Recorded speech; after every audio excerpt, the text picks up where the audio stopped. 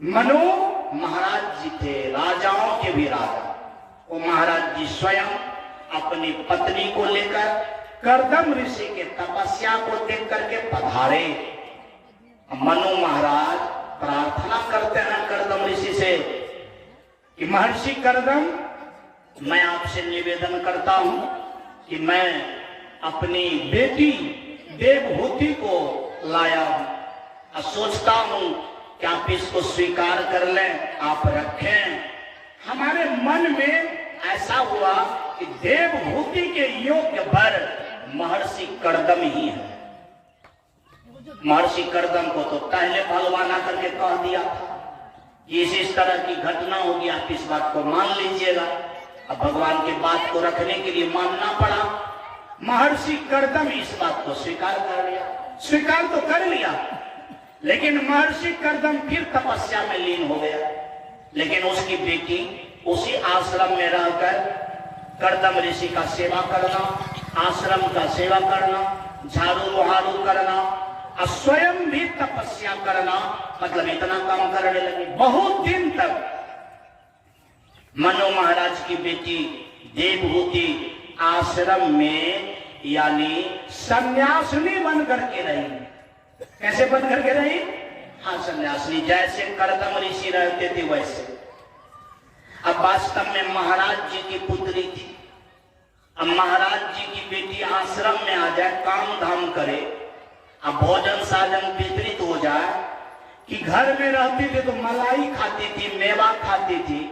आश्रम में रह करके कभी पत्ता खाना पड़े, कभी जल पी करके रहना पड़े, तो शरीर में गिरावट होगा कि उत्थान होगा? बोलिए, गिरावट। बहुत सुख करके तो एकदम पूरा लकड़ी हो गई।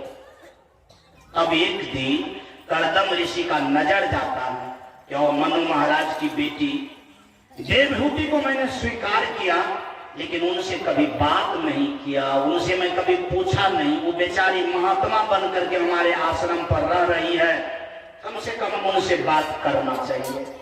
कर्दम ऋषि बुलाए देवहूति को और देवहूति से प्रश्न किए कर्दम ऋषि कि तू यहाँ क्यों रह रही है? तू अपने मन की बात कहो। तो क्या करो? मन की बात करो। कहा प्रभु श्री, जिनका शादी हो जाए, जिस कन्या का, उनकी क्या चाह होगा? उनकी तो चाह होगा कि दो चार बाल बच्चा हो जाए, यही हमारी कामना है, आप इस कामना को पूरा करें। कर्दम ऋषि तपस्या के बल से एक विमान को लाया। क्या लाया? एक विमान को लाया।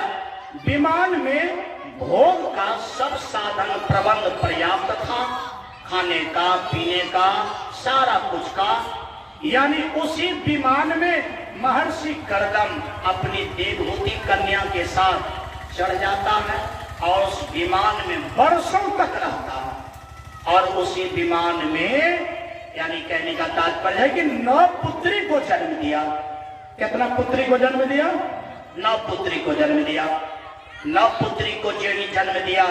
कर्दम ऋषि एक दिन यानी कहने लगा अपनी पत्नी देवहूति से कि देवहूति, मैं तो बहुत तपस्या किया, लेकिन तुम्हारे साथ में मेरा सब तपस्या चौपट हो गया। अब हम तुम्हारे साथ में नहीं रहेंगे, अब हम जा रहे हैं पुनः फिर तपस्या करने के लिए, क्योंकि तुम्हारे साथ में रह करके विषय वासना में हम फंस गए। जीवन तो बना था तपस्या करने के लिए, इसलिए अब हम नहीं रहे। देवहूति बेकल हो जाती है कि पतिदेव आप छोड़ करके चले जाइएगा तो मैं कैसे रहूंगी? तो कर्दम ऋषि ने कहा कि तुम्हारे यानी गर्भ में एक बच्चा है जो भगवान के रूप में प्रकट होगा। मैं तब तक आपके साथ रहूंगा जब तक कि वह प्रकट नहीं हो जाता है, और उनका दर्शन करके उनके आदेश से हम जाएंगे। और जब वह पुत्र तुम्हारे यानी गर्भ से प्रकट हो जाएगा, वही तुमको उपदेश देगा और उनके उपदेश से तुम्हारा कल्याण हो जाएगा। क्या हो जाएगा? बोलिए, तुम्हारा कल्याण हो जाएगा, मेरा भी कल्याण हो जाएगा। इसी कल्याण के अनुसार इस विषय वासना को भी साधना ही समझ करके तुमको मैंने रखा। ऐसा प्रभु का वरदान है। ऐसा प्रभु का क्या है? बोले सोलह वरदान है। इस बात से तात्पर्य होता है कि गृहस्थ आश्रम में अगर विषय वासना के भी साथ अच्छे बाल बच्चे को आपने जन्म दे दिया तो समझिए वो भी विषय वासना साधना के ही अंतर्गत आ जाता है। कौन चीज के अंतर्गत आ जाता है बोलिए? साधना। समझो आप तब ही किए, आप अच्छा ही किए। ऐसा गृहस्थ आश्रम के लिए छूट नहीं है, व्यवस्था है। एक बार बोल देना पड़ेगा, बोलिए प्रेम से गृहस्थ आश्रम की जय। सब श्रोता भगवान की जय। वास्तव में यह बात, यह कथा से सुनना चाहिए। वास्तव में देवहूति से कपिल मुनि का जन्म हुआ। देवहूति से कपिल मुनि का क्या हुआ? जन्म हुआ, प्रकट हुआ। जो ही प्रकट हुआ, देवहूति अपने जीवन को धन धन समझती है। कर्दम मुनि उनका दर्शन करता है, दर्शन करके आज्ञा मांगता है कि तू तो नाम का बेटा हो, लेकिन तू तो सबका कल्याण करने वाले प्रभु हो। मैं भी तुम्हारे ही चलते यहाँ पर हूं, अब मुझे आज्ञा दो, मैं तपस्या करने के लिए चला जाऊं। कपिल मुनि जो भगवान के रूप में अवतार लिया, वह अपने पिता कर्दम से कहते हैं, पिताजी अब आपकी इच्छा जैसा हो आप जा सकते हैं। क्या कर सकते हैं? जा सकते। पुत्र कौन? जो अच्छा काम में रोके नहीं, अच्छा काम में टोके नहीं, अच्छा काम में कह दे कि आप जाइए और पहुंचा दे। जैसा भी यहाँ पर कथा हो रहा है, अगर कोई अच्छा बेटा होगा तो अपने पिताजी से कहेगा, पिताजी आपको कथा में जाना है। आपको कथा में क्या करना है? जाना। पिताजी बोलेंगे मैं नहीं जा पाऊंगा, मेरा शरीर अब काम नहीं करता है। तो पिताजी का, उस लड़का का काम है, बेटा का काम है, गाड़ी से, साइकिल से, 4 व्हीलर से पहुंचा देना, ले जाना। अच्छा पुत्र का क्या बनता है? बोले स्वाभाविक कर्तव्य बनता है। यदि ऐसा कहने वाले हैं आपको तो समझिए कि वह पुत्र नहीं है, समझिए कपिल मुनि के समान वो आत्मा है। बोलिए प्रेम से वृंदावन बिहारी लाल की जय। अब ऐसा आत्मा होता है जिस आत्मा को देख करके आपको डर हो जाएगा। मैं एक जगह कथा कह रहा था, एक बूढ़ा बाबा संजोग बसा गए, उसके हाथ में लाठी था बहुत मोटा, किसी तरह से टहल करके आए, आगे में ही इसी तरह से बैठ गए। 10 मिनट में सुना होगा वो कथा।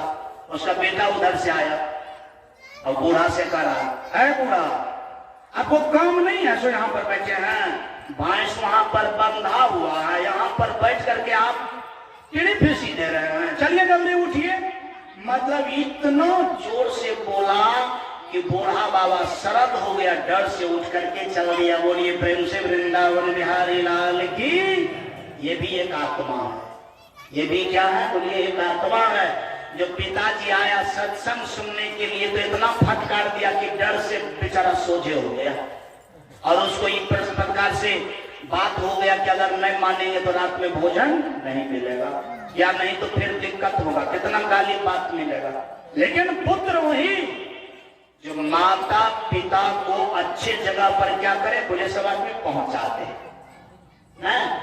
पुत्र का बहुत बड़ा विशेषता आया है। पुत्र वही है जो माता पिता को स्वर्ग दे दे। क्या दे दे? बोलिए सब लोग, स्वर्ग दे दे जी। अब स्वर्ग सबसे अच्छा क्या है धरती पर? अरे जहां सत्संग होता है, भजन होता है, ध्यान होता है, वही तो स्वर्ग है। अगर सच्चा पुत्र होगा तो माता पिता को कथा में क्या करेगा? बोले समाज में पहुंचा देगा, या नहीं तो कथा के समय में माता पिता को कहेगा कि आपको कुछ नहीं करना है, चले जाइए, आपको सब काम नहीं करना, हम अपने कर लें। जो बाल बच्चा आपको इस तरह का बात बोल दिया, समझिए कि वह आपके जीवन में वरदान है। आपके जीवन में क्या है? वरदान है। ऐसा कौन सब लोग हैं जिनका बाल बच्चा कहा है कि नहीं बाबू तोरा जा पड़ता कथा में हाथ उठावा? ऐसी कोई माँ है जिनको कहा है कि नहीं आपको जाना पड़ेगा? तो जो है वो धन्य धन्य है, उसको मैं भी प्रणाम करता हूँ। एक बार जयकार कर दीजिए उसके नाम पर। बोलिए प्रेम से श्री कृष्ण भगवान की। इतनी सुंदर बात है।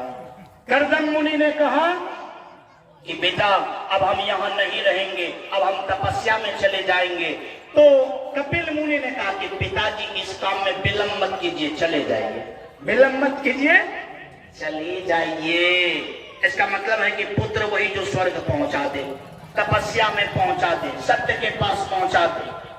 आत्मदेव का कौन बेटा स्वर्ग पहुंचा दिया आत्मदेव को? बोलिए, कहा जाता है कि नहीं है? गोकर्ण।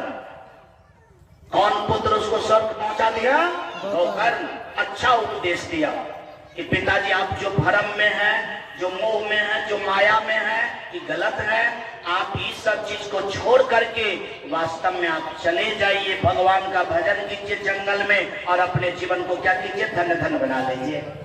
अगर आज किसी के घर में माँ बाप कहता है कि अब हम मठ पर चले जाएंगे, तो पिताजी जाता है खदेड़ने के लिए उसका बेटा, आप तुझे मठ पर रहो तो हमारा लोग अच्छा कहता है, सब बिना रहो घर में, आप रहो मठ पर, चलो घरे में रहिए, ओते मरियो हरियो, जैसे हम करेंगे वैसे कीजिएगा। बात समझ आ रही है? लेकिन नियम भी है गृहस्थ आश्रम का कि जब 75 साल का उम्र हो जाए, ऐसे व्यक्ति को घर में रहना ठीक बात नहीं, उसको आश्रम पकड़ लेना चाहिए। उसको क्या पकड़ लेना चाहिए? आश्रम। आगे में जितने आदमी बैठे हुए हैं सब आश्रम वासी हैं। सब क्या है? मुझे सब लोग अगर घर में रहते हैं तो आप झगड़ा करने के लिए रहते हैं, बर्बादी करने के लिए रहते हैं, झूठे बाहर की तरह रहते हैं। आप सब लोग को आश्रम पकड़ लेना चाहिए। मेरा आश्रम देवधा में है, उसका नाम है बड़ा आश्रम। अगर आप लोग को वो आश्रम में आना है, आइए। केवल भजन करना पड़ेगा, कुछ नहीं। भोजन समय से मिलेगा, सुबह शाम वहाँ भजन होता है, सत्संग होता है, ध्यान साधना होता है।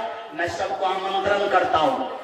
जेठ पूर्णिमा से सामूहिक ध्यान शिविर होता है। क्या होता है मुझे सब लोग? जेठ पूर्णिमा से 7 दिन तक का। कितना दिन तक का? 7 दिन तक का शिविर होता है, ध्यान शिविर, मुफ्त शिविर होता है। उसमें आपको कोई भी चीज सोचने की जरूरत नहीं है, केवल आ जाना। 7 दिन आपको व्यवस्था मिलेगा और ध्यान शिविर में प्रभु से हम कैसे जुड़ेंगे उस विधि पर चर्चा होता है और आप ध्यान करें। दिन में 3 बार ध्यान होता है, 3 घंटा तक। फिर उनके विषय में कुछ समझाया जाता है, 2 टाइम सारा कुछ होता है। आप सब लोग से विनीत निवेदन है, आप सब लोग इस बात को स्वीकार करके पधारिए। बोलिए प्रेम से वृंदावन बिहारी लाल की। आप सब लोग जरूर पधारिए और आश्रम को धन्य धन्य बनाइए। जिन को रहना भी है, सोचने उचने की कोई जरूरत नहीं है, आ जाइए, आराम से रहिए। अभी भी उस आश्रम में साधु महात्मा लोग हैं। मैं अक्सर कथा में रहता हूँ, भगवान की चर्चा में रहता हूँ। समय मिलने पर मैं भी आश्रम में रहता हूँ। खास करके आश्रम को चलाने के लिए आश्रम में महात्मा लोग भी रहते हैं। एक बार बोल देना पड़ेगा, बोलिए प्रेम से वृंदावन बिहारी लाल की। और देखिए मेरा एक शिष्य है राजू, जो बहुत छोटा उम्र का, इसका बहुत बड़ा लगन है और मैं समझता हूँ इतना छोटा उम्र में जो इसका योगदान होता है, क्या कहा जाए, अगर मैं भी कुछ करता हूँ, चलता हूँ, आधा योगदान इसी का रहता है। आधा योगदान किसका रहता है? बोले सर, इसी का रहता है। मेरे ध्यान में, साधना में, भजन में, पढ़ाई में, यानी इनका योगदान काफी रहता है। और मैं समझता हूँ कि अगर आप चले जाएंगे तो आपको ऐसा आभास होने के लिए नहीं देगा कि मेरा पुत्र मेरे पास में नहीं है। समझ आ रही है? एकदम आपका अप टू डेट सेवा करेगा। वैसे सेवा और भी करने वाला है। अगर राजू रह जाए तो सबके दिल को खुश कर देता है।